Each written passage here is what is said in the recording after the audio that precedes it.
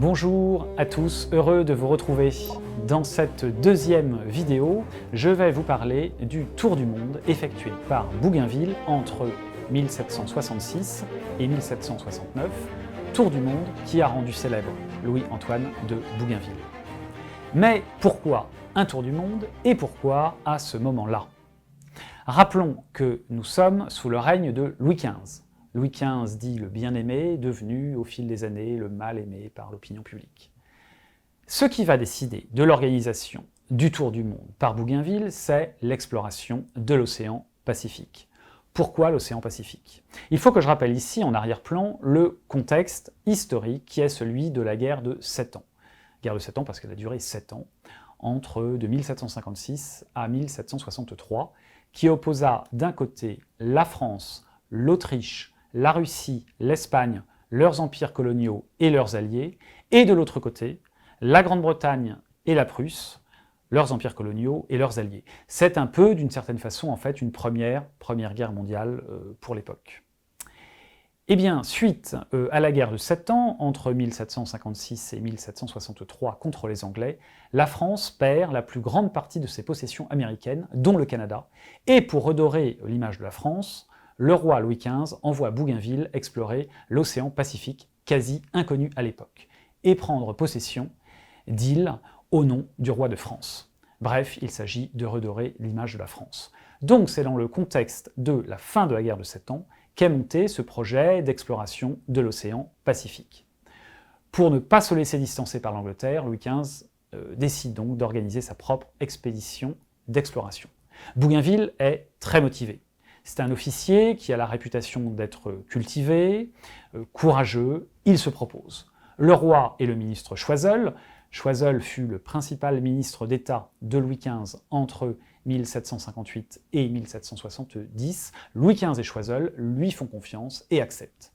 L'expédition va durer 28 mois. C'est la première de ce type décidée par un roi de France. Mais attention, si le premier tour du monde a été effectué par Magellan entre 1519 et 1522, donc 250 ans auparavant, des voyages autour du monde effectués par des bateaux en plusieurs fois, il y en eut une bonne dizaine en fait, d'après la plupart des historiens, mais c'est en général par petits bouts que des marins font le tour du monde. Il y a 3 raisons officielles à la mission confiée par le roi Louis XV à Bougainville.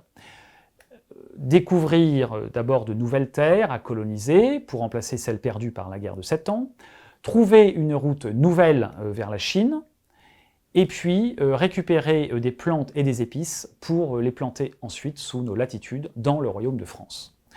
Le programme du voyage affiche donc une ambition certaine, mais les ordres donnés aux navigateurs sont en fait assez peu contraignants. Et en réalité, derrière les raisons officielles, il y a 2 raisons officieuses à ce voyage. D'abord, enquiquiner les Anglais, nos grands ennemis héréditaires de l'époque, en prenant possession de nouveaux territoires dans l'océan Pacifique. Mais il y a aussi une raison secrète et moins glorieuse, c'est de donner du panache à la triste tâche imposée par Louis XV à Bougainville et qui est de restituer l'archipel des Malouines à l'Espagne et d'organiser la passation de pouvoir avec l'Espagne.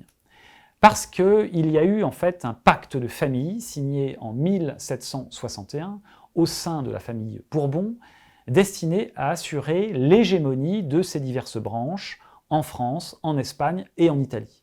Les accords qui en découlaient étaient susceptibles de faire passer l'intérêt de la famille Bourbon avant celui de la nation France. Or, il faut savoir que Bougainville était à l'origine un des promoteurs de l'idée d'avoir une colonie française sur les îles Malouines. Mais les relations diplomatiques avec l'Espagne en ont décidé autrement pour ne pas froisser les Bourbons d'Espagne. Bref, au nom du roi de France, Bougainville a pour mission aussi de restituer les îles Malouines à l'Espagne. Alors aujourd'hui d'ailleurs, les îles Falkland appartiennent à l'Angleterre, mais je n'ai pas le temps de vous raconter ici toute l'histoire des îles Malouines. Alors, comment s'organise le voyage? Il faut dire d'abord qu'il y a 2 bateaux. Il y a d'abord un bateau de 40 mètres de long composé de 210 hommes et qui s'appelle la Boudeuse. Ce bateau part de Brest en décembre 1766. C'est avec ce bateau que Bougainville remet les îles Malouines aux Espagnols au nom du roi de France, sur l'ordre de Louis XV à la fin du mois de mars 1767. Et il y a un deuxième bateau ensuite, l'Étoile, une flûte, c'est-à-dire un navire de charge, un bateau de 34 mètres de long, mais qui va moins vite que la Boudeuse, et qui va partir de Rochefort le 1er février 1767, et va rejoindre le premier bateau pour le Tour du Monde, le 13 juin 1767 à Rio de Janeiro. Ce deuxième bateau est composé de 120 hommes. Donc au total, 330 hommes composeront les deux équipages. 330 hommes, pas tout à fait, car il y a une femme à bord, je vais en parler. L'expédition de Bougainville comporte une originalité qui est une véritable innovation. Il y a 3 savants à bord, un astronome, un cartographe et un naturaliste, car cette expédition a aussi un but scientifique. Un astronome, c'est monsieur Pierre-Antoine Véron. Il y a aussi un ingénieur cartographe, c'est Charles Routier de Romainville. Et il y a un naturaliste, c'est Philibert Commerson. Philibert Commerson qui, c'est lui, viendra avec sa femme Jeanne Barré, secrètement déguisée en marin, secrètement, car à l'époque, la marine royale interdit qu'une femme monte sur un bateau pour un voyage de plusieurs mois. Il y a aussi un fils de très bonne famille de 21 ans, Charles-Henri Nicolas Othon, prince de Nassau-Singen et d'Orange. Prince de Nassau-Singen et d'Orange, c'est un parent de Maurepas, l'ancien secrétaire d'État à la marine, que sa famille veut mettre à l'écart de la vie parisienne par suite de quelques frasques qui se sont achevées par des dettes vertigineuses. Et contre toute attente, cet enfant terrible se révèle un excellent et endurant compagnon, un bon observateur et l'auteur d'un journal de bord finalement fort pertinent. Alors une autre question que nous avons posée, comment se nourrir sur un bateau à l'époque ? Pour se nourrir, il y a bien sûr la pêche, mais Bougainville et ses marins font monter aussi des animaux qu'ils tueront à bord pour pouvoir se nourrir. Aux hommes s'ajoutent donc sur les bateaux des bœufs, des moutons, des porcs, de la volaille. Après quelques heures de route, surtout si le mal de mer sévit chez les hommes comme chez les animaux, on peut imaginer l'ambiance. Telle était à l'époque la vie des marins au long cours. Pour l'eau, le directeur des hôpitaux de la marine et des colonies, qui est aussi médecin consultant du roi, a mis au point un appareil qui permet de distiller l'eau de mer. Cet appareil s'appelle la cucurbite, un appareil avec une forme d'alambic. Mais il faut du combustible, du bois, pour chauffer l'alambic, donc il faut suffisamment de réserves en bois pour faire fonctionner la cucurbite et pouvoir donc boire de l'eau dessalée. Le problème, en fait, à l'époque, pour les hommes, pour ces longues traversées, ce sont les fruits et les légumes. En cas de manque de fruits et de légumes, à l'époque, les hommes risquent d'attraper le scorbut, maladie due à un manque de vitamine C, une carence en vitamine C, en fait, par manque de végétaux frais. Et c'est ce qui arrivera plusieurs fois durant ce tour du monde. Alors, autre chose, si un marin tombe à l'eau, eh bien, impossible de le récupérer en mer, on l'abandonne. C'est pourquoi d'ailleurs les marins ne savent pas toujours nager à l'époque, car en plein océan, personne ne fera de grands efforts pour venir vous récupérer. Et l'un de mes grands-oncles, qui a fait le tour du monde dans les années 1950 sur un navire de la marine française, m'avait raconté que lors de ce tour du monde, un marin était tombé à l'eau, en plein océan Atlantique, et que le bateau avait continué sans qu'on puisse récupérer ce malheureux marin. Et sans doute qu'aujourd'hui les choses sont un peu différentes et qu'on organiserait des recherches, mais en tout cas, au XVIIIe siècle, une vie comptait peu à l'époque. Donc les deux bateaux, la Boudeuse et l'Étoile, se retrouvent en juin 1767 à Rio de Janeiro, au Brésil. C'est d'ailleurs au Brésil que le botaniste Philibert Commerson découvre la fleur qu'il nommera bougainvillée, en hommage à Bougainville. Et donc c'est bien au Brésil que Philibert Commerson découvre la bougainvillée et non à Tahiti. Les deux bateaux quittent Rio de Janeiro le 15 juillet 1767 et entrent le 5 décembre dans le détroit de Magellan qui sépare la Patagonie de la Terre de Feu. Bougainville n'est donc pas passé par le Cap Horn, considéré et sans doute à raison comme trop dangereux. Bougainville espère que les eaux du détroit de Magellan vont être moins agitées que les eaux du Cap Horn. Certes, on n'y affronte pas de houle vertigineuse et on ne doit pas y craindre des déferlantes monstrueuses, mais le détroit de Magellan est le royaume des courants de marée impétueux et de vents fous. Le détroit de Magellan fait 611 km de long pour plusieurs dizaines de kilomètres de large. Or, on peut l'affirmer, les navigateurs qui, jusqu'au XVIIIe siècle, franchissent le détroit de Magellan avec leurs navires à voile accomplissent de véritables exploits. Il faudra d'ailleurs alors 52 jours, donc presque 2 mois à Bougainville, pour traverser le détroit de Magellan, là où d'ailleurs il n'avait fallu que 38 jours à Magellan, 250 ans auparavant, pour passer avec ses 3 bateaux. Donc Bougainville a mis 14 jours de plus que Magellan pour traverser le célèbre détroit. Le détroit de Magellan demeure quand même très dangereux et à la mi-janvier, ils ont failli sombrer et perdre la Boudeuse. Bougainville écrit « Malgré les difficultés que nous avons essuyées dans le passage du détroit de Magellan, je conseillerais toujours de préférer cette route à celle du Cap Horn depuis le mois de septembre jusqu'au mois de mars. On y trouve en abondance de l'eau, du bois et des coquillages, quelquefois aussi de très bons poissons. »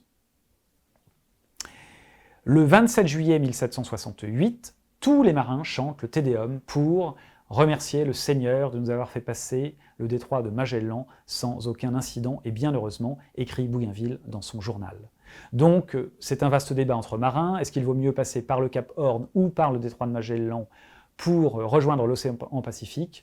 Je ne vais pas trancher ce débat, mais en tout cas, Bougainville, au bout de près de 2 mois, se retrouve sur le Pacifique et prêt à se lancer dans une traversée du néant. Heureusement pour Bougainville, le Pacifique a plutôt ressemblé à son nom. Et Bougainville a peu écrit sur la traversée de l'océan Pacifique, sans doute parce qu'il y avait peu à raconter. Mais ces marins commencent à souffrir du scorbut. Et le 22 mars 1768, au bout de 2 mois, des terres nouvelles sont en vue. Ce sont les actuelles îles Tuamotu.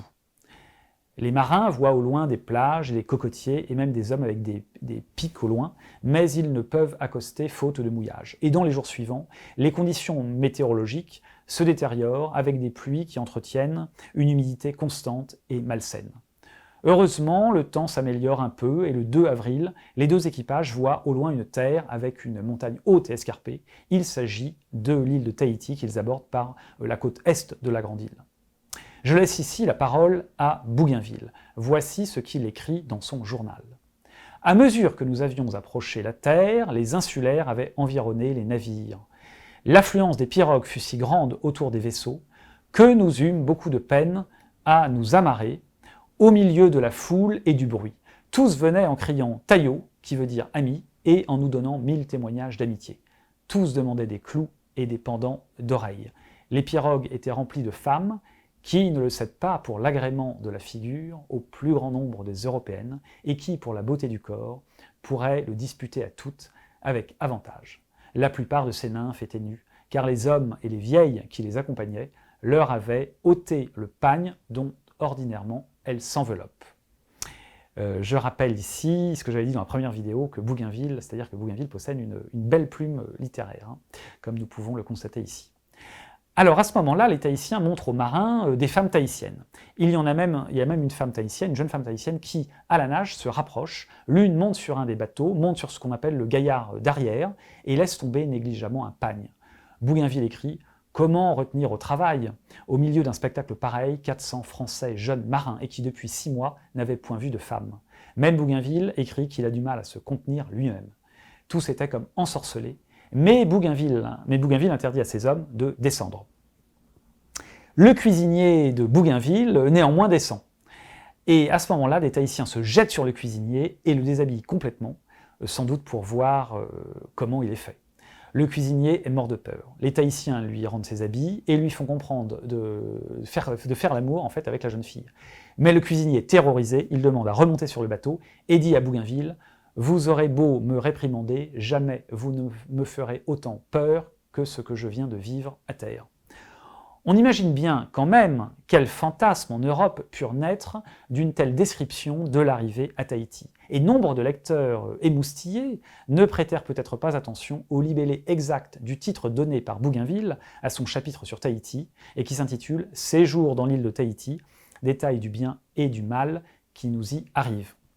D'autant que, on le sait aujourd'hui, et j'y reviendrai dans une prochaine vidéo, les Tahitiens en fait obligeaient certaines jeunes filles à jouer un rôle imposé par les adultes. Et en fait, il faut le dire ici, le séjour sur Tahiti qui fera rêver des générations, et jusqu'à aujourd'hui encore, a duré 9 jours en tout et pour tout. Bougainville descend à terre avec des officiers et demande du bois pour la cucurbite. Là, il est reçu par le chef du village, un certain Héréti, qui leur offre repas et cadeaux. Mais au moment de revenir à bord, un des officiers découvre qu'on lui a volé un pistolet. Sur la plage, 2 insulaires interprètent une chanson avec une flûte. En remerciement, la boudeuse reçoit 4 chefs tahitiens qui y dînent et y passent la nuit, après un concert de flûte, de basse et de violon, et un feu d'artifice qui cause aux Tahitiens une surprise mêlée d'effroi. Le lendemain, les rapports vont devenir moins superficiels et vont permettre à Bougainville de comprendre un peu la société tahitienne qu'il décrira dans son récit de voyage. Un chef tahitien vient à bord d'un des bateaux avec un cochon, des poules et le pistolet volé la veille. Puis les Européens redescendent à terre. Par petits groupes, ils se promènent au milieu des cases et c'est vrai que les marins se voient là proposer des jeunes filles. Mais on le sait aujourd'hui, les Tahitiens obligeaient les jeunes filles à jouer un rôle imposé par les adultes. Pour Bougainville et ses hommes, il y a quand même une chose à regretter, les Tahitiens essayent plusieurs fois de leur voler des objets. Et puis soudain, une nouvelle incroyable éclate. Il y a une femme parmi les marins. Au premier coup d'œil, les insulaires repèrent que l'assistant de Philibert Commerson, est une femme. Il crie « Vainé, Vainé », ce qui veut dire « femme » en tahitien, et Jeanne Barré est découverte. Jeanne Barré a en fait 26 ou 27 ans, et Bougainville note qu'elle n'est ni laide ni jolie. Bougainville ne peut faire autrement que d'en prendre acte, et il écrit que cette femme s'est toujours conduite à bord avec la plus scrupuleuse sagesse. En fait, il y avait toujours eu des soupçons, sa voix, son absence de barbe, le fait d'aller aux toilettes toujours toute seule.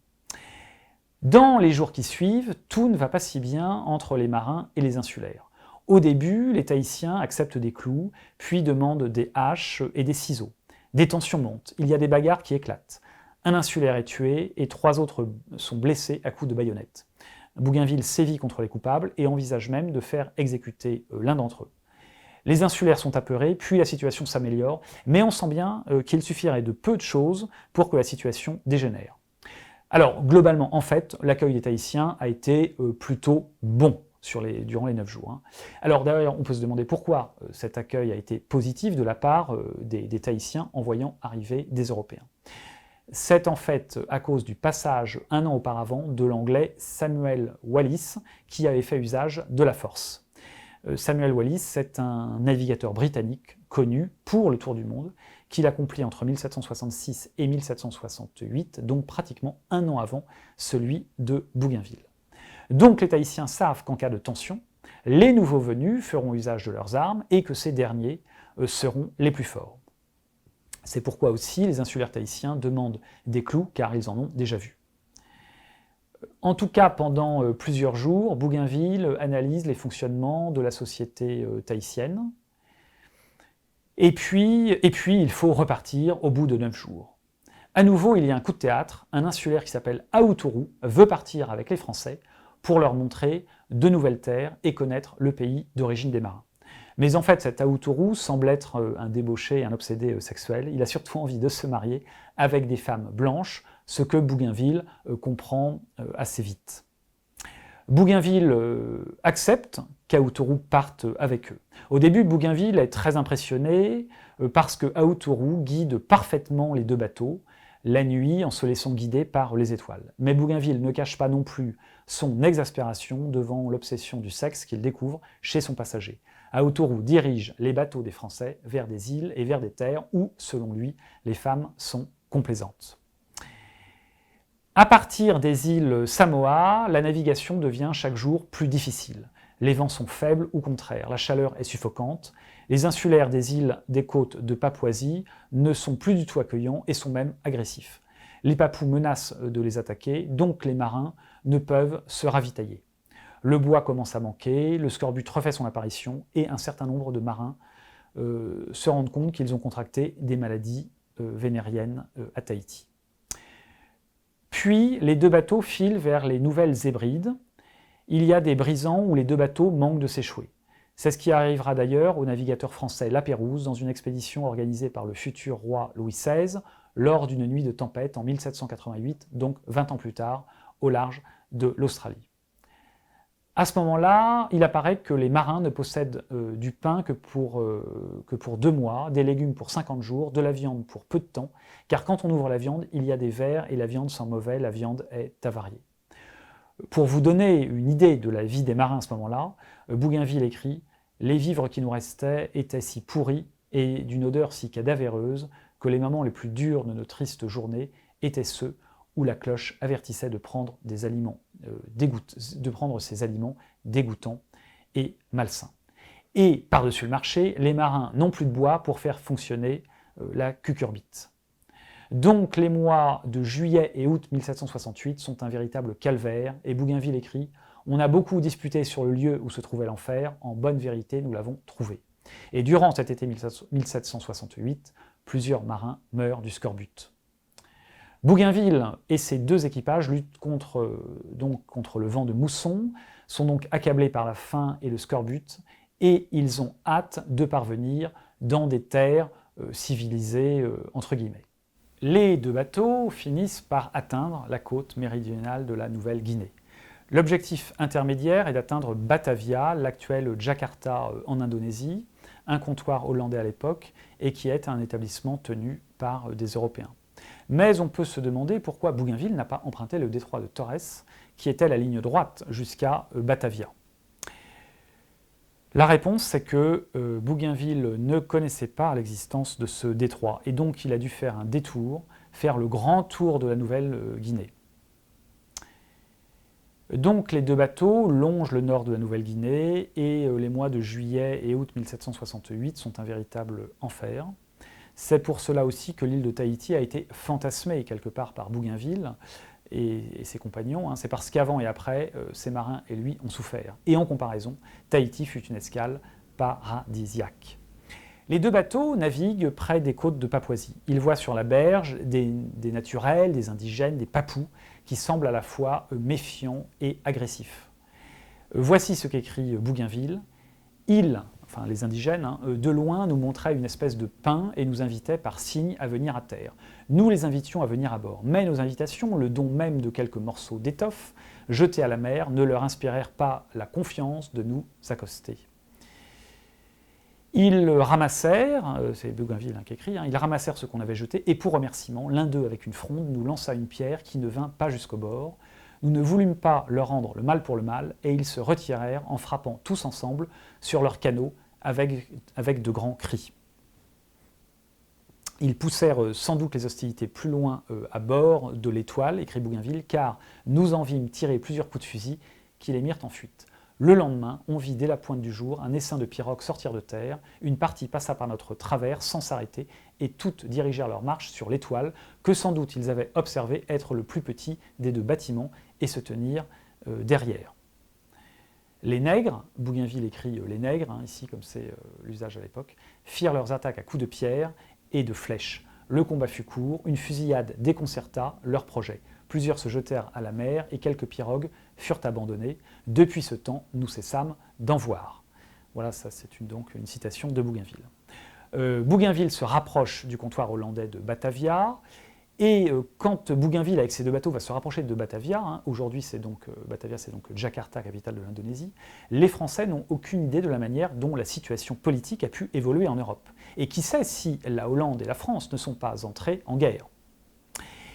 Donc les 2 bateaux approchent de Batavia avec prudence. Heureusement, il n'y a pas de guerre entre nos 2 pays, et les marins vont pouvoir se requinquer à Batavia. À partir de là, le retour en France est facile, car pour la plupart des marins expérimentés, naviguer entre l'actuelle Indonésie et la France, c'est une route relativement bien connue.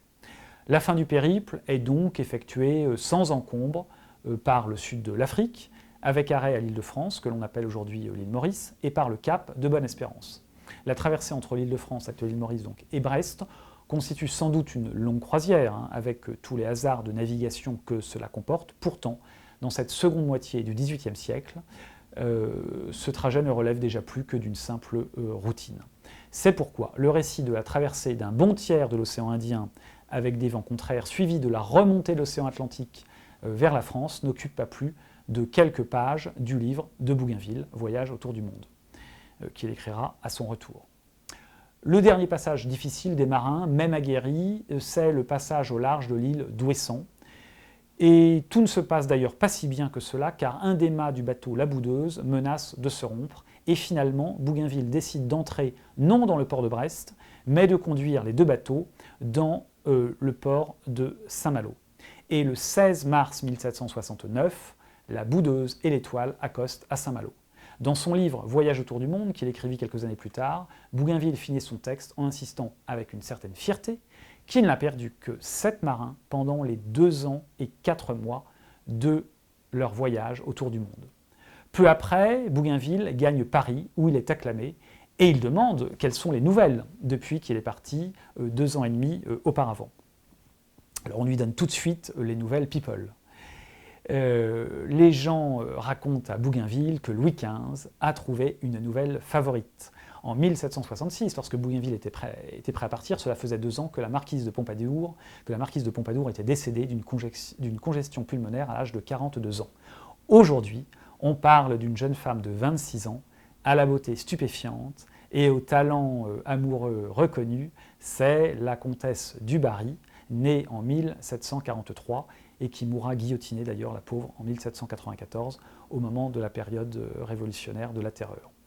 Donc voilà pour le tour du monde effectué par Bougainville.